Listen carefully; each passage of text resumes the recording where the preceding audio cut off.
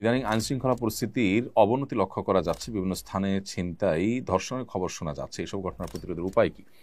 আইন হাতে তুলে নিতে নিষেধ করি, আবার একই সময় প্রচুর পরিমাণ আইনশৃঙ্খলা পরিস্থিতি অবনতি দেখা যাচ্ছে।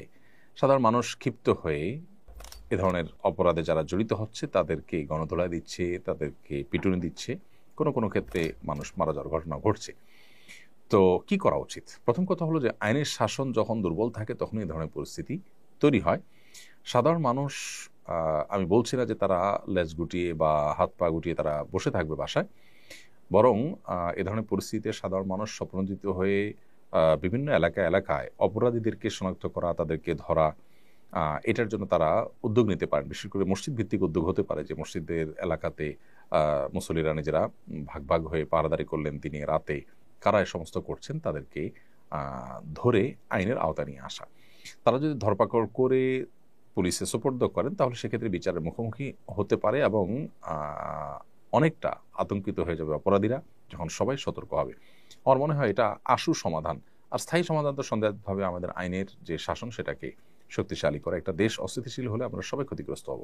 সেই জায়গা থেকে আমাদের সবারই উচিত দায়িত্বশীল আচরণ করা। আর যদি আইন হাতে তুলে নেওয়ার মতো ঘটনা ঘটে তাহলে যেটা হবে যে আজকেই কোনো একটা পত্রিকা দেখলাম যে কোনো দম্পতি তারা কোনো একটা রিসোর্ট বা এরকম কিছু কুয়াকাটার দিকে সম্ভবত সেখান থেকে তারা বের হয়েছেন এবং তাদেরকে অবৈধ সম্পর্ককারী মনে করে গণপিটুনি দেওয়া হয়েছে। পরবর্তীতে জানা গেল তারা স্বামী স্ত্রী, তাদের কথাই তাদেরকে শুনতে দেওয়া হয়নি এবং তাদের কথা বিশ্বাস করা হয়নি। তো এভাবে সবাই যদি যার যার মতো করে বিচার করা শুরু করি আমরা, বা সবাই যদি আইন হাতে তুলে নিই তাহলে সেক্ষেত্রে অনেক অনভিপ্রেত ঘটনা ঘটবে এবং বিশৃঙ্খল হবে। এজন্য আইনশৃঙ্খলা পরিস্থিতির অবনতিতে আমরা এলাকায় পাহারাদারির ব্যবস্থা করতে পারি স্বপ্রণোদিত হয়ে। এতে আমরা সওয়াব লাভ করবো, আল্লাহর কাছে আজরের আশায় করলে আমরা আজর পাবো, বিনিময় পাবো ইনশাআল্লাহ। সেই সাথে